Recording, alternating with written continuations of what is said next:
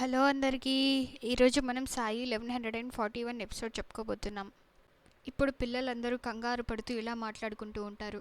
మనం వాళ్ళని అసలు ఓడించగలమా అని అంటూ ఉన్నప్పుడు శ్రీకాంత్ పిల్లల్ని ప్రోత్సహిస్తూ ఉంటాడు.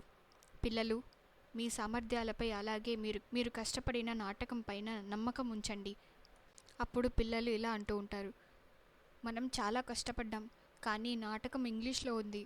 మన కుటుంబ సభ్యులందరూ అలాగే మిగతా వాళ్ళు దాన్ని ఎలా అర్థం చేసుకోగలరు? అప్పుడు సాయి ఇలా మాట్లాడుతూ ఉంటారు. భగవంతుడు ఈ అమాయక పిల్లల కోరికలు కూడా నెరవేర్చుతాడు. మీరు దయచేసి ఆందోళన చెందకండి పిల్లలు. మీ కుటుంబం ఈ నాటకాన్ని చూస్తారు, అలాగే దాన్ని అర్థం కూడా చేసుకుంటారు. ప్రహ్లాద్, నువ్వు ఈ నాటకంలో భాగస్వామ్యం కావాలనుకున్నావు కదా, మరైతే నీకు ఒక గొప్ప అవకాశం దొరికింది అని ప్రహ్లాద్కి సాయి ఎక్స్ప్లెయిన్ చేస్తూ ఉండడం చూపిస్తారు. ఇప్పుడు నాటకం ముగించుకున్న పిల్లలు మాలతి మేడం దగ్గరికి వెళ్తూ ఉంటే, మాలతి మేడం ఎక్సలెంట్, చాలా బాగా చేశారు అని చెప్తూ ఉంటే పిల్లలందరూ థ్యాంక్ యూ మేడం అని వాళ్ళ మేడంకి చెప్తూ ఉంటారు. ఇప్పుడు స్టేజ్ పైకి వచ్చిన వ్యక్తి ఇలా మాట్లాడుతూ ఉంటాడు. ఇది అద్భుతమైన నాటకం, దీన్ని జయించడం చాలా కష్టం అవుతుందేమో, కానీ చూద్దాం. షిరిడీ పిల్లలు ఎలా సిద్ధమయ్యారు? నేను ఇప్పుడు షిరిడీ పిల్లలను వేదికపైకి ఆహ్వానిస్తున్నాను నాటకాన్ని ప్రదర్శించడానికి. ఇప్పుడు బలవంత్ గారు కులకర్ణి సర్కార్తో ఇలా మాట్లాడుతూ ఉంటారు. మీరైతే నాతో చెప్పారు బ్రిటిష్ అధికారులు వచ్చేంత వరకు నాటకం ప్రారంభం కాదని, కానీ ఇప్పుడు మొదలు కాబోతుంది. అప్పుడు కులకర్ణి సర్కార్, బల్వంత్ గారు ఆందోళన చెందకండి, ఇంకా పిల్లలు వేదికపైకి ఇంకా రాలేదు కదా. ఇప్పుడు శ్రీకాంత్, పదండి పిల్లలు, ఇప్పుడు మన వంతు. రాగిని రాకుండా అక్కడే ఉండడం చూసి రాగిని నాటకానికి అని పిలుస్తున్నప్పుడు రాగిని చాలా సైలెంట్గా ఉంటుంది. అది చూసి సాయి రాగిని వద్దకు వెళ్ళి రాగిణిని కూడా రమ్మని పిలవగా రాగిని కులకర్ణి సర్కార్ అన్న మాటలు గుర్తుకొస్తూ ఉంటాయి.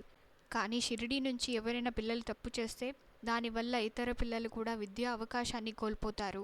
దాని బాధ్యత కూడా వాళ్ళే వహించాల్సి వస్తుంది. ఆ వ్యక్తి ఈ నేరభారాన్ని మోస్తూ షిరిడీలోనే జీవించాల్సి ఉంటుంది. కాబట్టి వాళ్ళు నాటకం వేయకుండా ఉండడమే మంచిదవుతుంది. ఇదంతా గుర్తుకొచ్చిన రాగిని నేను ఈ నాటకం వెయ్యలేను అని చెప్తూ ఉంటుంది. సాయి దగ్గరికి వచ్చి రాగిని భయపడద్దు అని చెప్తూ ఉంటారు. ఇప్పుడు కులకర్ణి సర్కార్ పిల్లల దగ్గరికి నడుచుకుంటూ వస్తున్నప్పుడు బలవంత్ గారు కులకర్ణి సర్కార్ని ఆపి, మీరేం ప్లాన్ చేయబోతున్నారో చెప్పగలరా? అప్పుడు కులకర్ణి సర్కార్, నా ప్లాన్ సక్సెస్ అయింది బలవంత్ గారు. అదేంటంటే, ఈ అమ్మాయి తల్లి ఉంది కదా చంప, ఒకప్పుడు నాటకంలో నటించింది. కానీ నాటకం నటిస్తున్నప్పుడు ఆమెకు జనాలు అలాగే ఫెయిల్ అవుతుందని భయం కలిగింది. అప్పుడు చాలా కష్టమైంది. రాగిని వాళ్ళ అమ్మ లాంటిదే. ఈరోజు మళ్ళీ చరిత్ర పునరావృతం అవబోతుంది. నన్ను నమ్మండి, ఈ అమ్మాయి ప్రారంభంలోనే ఎంత ఆలస్యం చేస్తుంది. అప్పుడు బలవంత్ గారు, సర్కార్ గారు మీరు ఏం చేస్తున్నారు? ఆమె వాళ్ళ తల్లిలా ఓడిపోతే నాటకం జరగదు కదా. మరి అలాంటప్పుడు బ్రిటిష్ ఆఫీసర్లు వీళ్ళని ఏ నేరానికి అరెస్ట్ చేస్తారు చెప్పండి? అప్పుడు కులకర్ణి సర్కార్, బలవంత్ గారు మీకేం అర్థం కాలేదని అనిపిస్తుంది. ఏదైనా రిజల్ట్ వస్తే ఏది జరిగినా విజయం మనదే అవుతుంది కదా చివరికి. అప్పుడు బలవంత్ గారు ఎలా అని అడగగా కులకర్ణి సర్కార్, ఈ పిల్లలు నాటకం వెయ్యకుండా ఆపేసినా మనమే గెలుస్తాం. ఒకవేళ నాటకం జరిగితే బ్రిటిష్ ఆఫీసర్లు వచ్చి వీళ్ళని అరెస్ట్ చేస్తారు. మనం రెండూ గెలుస్తాం కదా. మనం వీళ్ళకి ఆలస్యం చేయడానికి ఇక్కడ ఉన్నాము. ఇప్పుడు శ్రీకాంత్ రాగిని వద్దకు వచ్చి ఇలా మాట్లాడుతూ ఉంటాడు. రాగిని, నువ్వు చాలా బాగా ప్రిపేర్ అయ్యావు. నాకు చాలా నమ్మకం ఉంది నువ్వు మంచిగా పర్ఫామ్ చేస్తావని. అక్కడికి వచ్చిన కులకర్ణి సర్కార్ హరిఓం హరిఓం అంటూ, ఈ నాటకం జరగబోతుందని అనిపించడం లేదు. ఈ అమ్మాయి ఏమీ చెయ్యలేదు. అందుకే నా సలహా ఏమిటంటే మీరు ఓటమిని అంగీకరించండి. అవునా కాదా అని గట్టిగా నవ్వుతున్నప్పుడు సాయి, కులకర్ణి సర్కార్, భగవంతుడికి కూడా పిల్లలు బాధపడుతూ ఉంటే బాధ కలుగుతుంది. కానీ మీరు వీళ్ళు బాధలో ఉంటే నవ్వుతున్నారు. అప్పుడు కులకర్ణి సర్కార్, హే బైరాగి, నోరు మూసే నువ్వు. ఇంత మొండి పిల్లల మీద ఎవరికీ కనికరం ఉండదు. అప్పుడు బలవంత్ గారు, శ్రీకాంత్, నువ్వు చాలా పెద్ద పెద్ద మాటలు చెప్పావు, కానీ ఈ పిల్లలు ఇప్పటికే ఓడిపోయారు. ఇప్పుడు కులకర్ణి సర్కార్, లేదు బలవంత్ గారు, వీళ్ళకి కొంత సమయం ఇవ్వాలి, అదే మంచిదవుతుంది. వీళ్ళు పల్లె పిల్లలు కాబట్టి వీళ్ళు ఇంగ్లీష్లో నాటకాన్ని వేయడానికి చాలా కష్టపడుతున్నారు. కాబట్టి వీళ్ళు కొంచెం ఎక్స్ట్రాగా సమయం ఇవ్వాలి మనము. అవునా కదా ఫకీర్? సరే ఫకీర్, నీ కోసం నేను వీరిపై జాలి చూపించి 15 నిమిషాలు ఇంకా ఎక్కువ ఇస్తున్నాను, తీసుకోండి. అలాగే ఈ పిల్లల కోసం ఏదైనా చేయండి. నువ్వు ఈ పిల్లల కోసం అలాగే ఈ జనాల కోసం కాలా జాదూ చేస్తావు కదా, ఇప్పుడు కూడా చేసి చూపించు. ఆ బ్లాక్ మ్యాజిక్ చేసి వాళ్ళని సిద్ధం చెయ్యి. మేం బయట వీళ్ళ కోసం ఎదురు చూస్తూ ఉంటాము అని వాళ్ళిద్దరు వెళ్ళిపోతారు. ఇప్పుడు సాయి రాగినితో ఇలా మాట్లాడుతూ ఉంటారు. రాగిని, నాతో రా. ఇప్పుడు ఒకవైపు అంతా పంతా బ్రిటిష్ అధికారులను తీసుకొస్తూ ఉంటారు అతివేగంగా. రాగిణిని సాయి వేదికపైకి తీసుకొచ్చి ఇలా మాట్లాడుతూ ఉంటారు. ఈ వేదికను కొలుస్తూ ఉంటారు. ప్రతి నటుడు ఈ వేదికను తన తల్లిలా భావిస్తారు. నీకు ఎక్కడ ఉంటే సురక్షితంగా ఉన్నట్లు అని అడగగా రాగిని అమ్మఒడిలో అని చెప్తుంది. అప్పుడు సాయి, మరైతే ఈ వేదికను కూడా మీ అమ్మఒడిలాగా అనుకో రాగిని. ఒక మహిళ తాను ప్రసవించిన తరువాత శిశువుని ఎంతో జాగ్రత్తగా చూసుకుంటుంది. తన బిడ్డను అవమానానికి గురి చేయదు. ఇందులోనూ అదే ఉంటుంది. ఈ వేదికపై నటించే వారిని అవమానానికి గురి చేయనీయదు. అప్పుడు రాగిని, కానీ సాయి, నేనేదైనా ఒకవేళ తప్పు చేస్తే మేమందరం ఓడిపోతాము. నా వల్ల మిగతా వాళ్ళు చదువుకోవడం కూడా ఆగిపోతుంది. అప్పుడు సాయి, రాగిని, మనకు భవిష్యత్తులో ఏం జరగబోతుందో తెలియదు. ఈ విషయం కేవలం భగవంతుడికి మాత్రమే తెలుసు. కానీ మనం శ్రమ చేస్తేనే ఖచ్చితంగా మనకు సంతోషం తిరిగి వస్తుంది. నువ్వు ఇక్కడ నాటకం చేయకపోతే అది కూడా మనం ఓడిపోవడం జరుగుతుంది. నేను నీకేదైతే ఇచ్చానో దాన్ని తెచ్చి చూసావా అని అడగగా రాగిని లేదని తల ఊపుతూ ఉంటుంది. ఇప్పుడు రాగిని ఆ బ్యాగ్ని ఓపెన్ చేసి చూడగా కస్తూరి ఉంటుంది. ఇప్పుడు సాయి ఇలా చెప్తూ ఉంటారు. ఈ వాసనని ఎప్పటికీ మర్చిపోకు రాగిని. ఒక జింక తన శరీరంలో కస్తూరిని కలిగి ఉంటుంది, కానీ దానికి తెలియదు.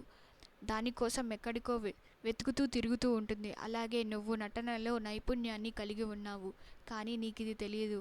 అందుకే నీ దగ్గర ఉన్న దానిపై, అంటే నీ కళపై నువ్వు దృష్టి పెట్టాలి. అప్పుడు రాగిని, నేను ఈ నాటకాన్ని వేస్తాను సాయి, నన్ను ఆశీర్వదించండి అని సాయికి ప్రణామం చేస్తుంది. ఇప్పుడు నాటకం ప్రారంభమవుతుంది. ఇప్పుడు రాగిని, మహారాజా, విరాట్ మహారాజా, దయచేసి నన్ను రక్షించండి. ఈ దుర్మార్గుడి నుంచి నన్ను కాపాడండి అని ఇంగ్లీష్లో మాట్లాడుతుంటే గ్రామస్తులు ఎవరికి అర్థం కాకుండా ఉంటుంది. అప్పుడు ప్రహ్లాద్ వాళ్ళ ముందు కూర్చొని ఆ ఇంగ్లీష్ని తెలుగులోకి ట్రాన్స్లేట్ చేసి చెప్తూ ఉంటాడు. నాటకం కొనసాగుతూ ఉంటుంది. ఇప్పుడే బ్రిటిష్ ప్రభుత్వ అధికారులు అక్కడికి వచ్చి ఆపండి అని గట్టిగా అరుస్తూ ఉంటారు. ఇప్పుడు వచ్చిన అధికారి ఇలా మాట్లాడుతూ ఉంటారు.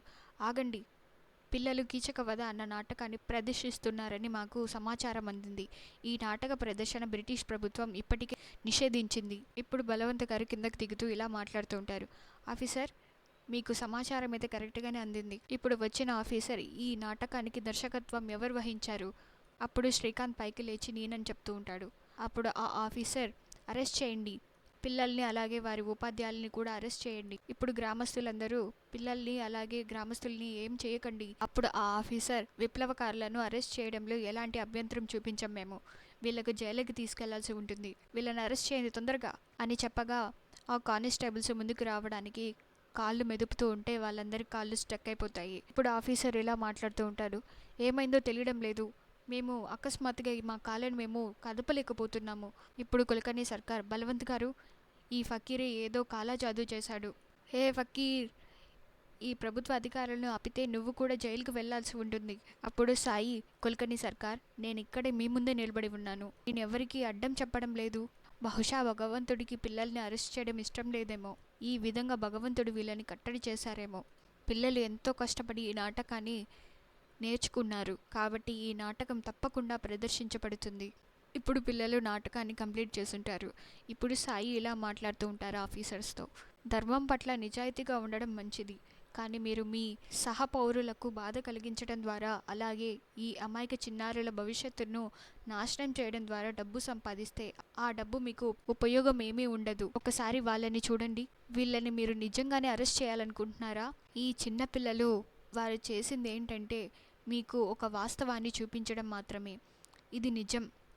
అది వాళ్ళని కష్టపరుస్తుందేమో. మీరు మర్చిపోకండి, త్వరలోనే మీరు కష్టాలను కొని తెచ్చుకోబోతున్నారని. మీరు వీళ్ళని బానిసత్వ బురదలోకి నెట్టడానికి చూస్తున్నారు.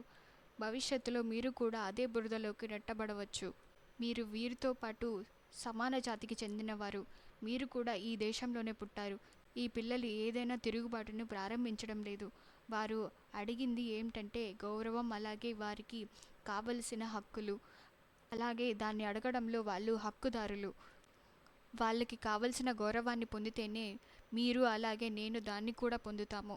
మీరు అనుకుంటే అన్యాయాన్ని సమర్థించడం ద్వారా మీరు సరైన పనిని చేస్తున్నారని, అలాంటప్పుడు నన్ను కూడా మీరు అరెస్ట్ చేయొచ్చు. నేను కూడా వాళ్ళ పక్షానే ఉంటాను. అప్పుడు కేశవ్, నేను కూడా వాళ్ళ వైపే ఉంటాను అని పైకి లేచి, నన్ను కూడా అరెస్ట్ చేయండి అని మిగతా గ్రామస్తులు కూడా నిలబడుతూ ఉంటారు. అప్పుడు ప్రహ్లాద్ కూడా, నన్ను కూడా అరెస్ట్ చేయొచ్చు అని గ్రామం మొత్తం నిలబడుతుంది. ఇప్పుడు సాయి, ఇప్పుడు మీరు ముందుకు రావచ్చు అని అనగా వాళ్ళ కాళ్ళన్నీ ఫ్రీ మోడ్లోకి వచ్చేస్తాయి. ఇప్పుడు ఆ ఆఫీసర్ వాళ్ళందరినీ అరెస్ట్ చేయండి అని వాళ్ళ కానిస్టేబుల్కి చెప్తూ ఉంటే, వాళ్ళ కానిస్టేబుల్స్ మాత్రం వెళ్ళనని తల ఉంచుకొని ఉంటారు. ఇప్పుడు ఆ ఆఫీసర్, నేను ఇప్పుడు వెళ్తున్నాను, మరింత బలగంతో మళ్ళీ తిరిగి వస్తాను. అదంతా వింటున్న సామర్థ్య గారు, అదంతా అవసరం లేదు ఆఫీసర్. అప్పుడు ఆ ఆఫీసర్, సార్, ఈ నాటకం ప్రభుత్వం నిషేధించింది. అప్పుడు సామర్థ్య గారు, బ్రిటిష్ ప్రభుత్వానికి వ్యతిరేకించి ప్రజలను ప్రేరేపించవచ్చనే భయంతోనే ఈ నాటకాన్ని ప్రదర్శించడం వల్ల పిల్లలను అరెస్ట్ చేయడం ప్రజలను ప్రభావితం చేస్తుంది. దీన్ని మీరు అన్యాయంగా చూడడం లేదా? దీనివల్ల ఇంకా తిరుగుబాటు ఎక్కువ అవుతుందని మీకు అనిపించడం లేదా? బ్రిటిష్ ప్రభుత్వానికి ఎలాంటి తిరుగుబాటు అనవసరం. బ్రిటిష్ ప్రభుత్వం కూడా ఇలాంటి తిరుగుబాటును అంగీకరించదు. మనం వీళ్ళకి కేవలం హెచ్చరికని ఇచ్చి వీళ్ళని విడిచిపెడతాము. అంతటితో ఎపిసోడ్ కంప్లీట్ అవుతుంది. మీకు వీడియో నచ్చితే లైక్ చేయండి, షేర్ చేయండి, అలాగే కామెంట్ చేయండి. Thank you for watching. Please subscribe to my channel.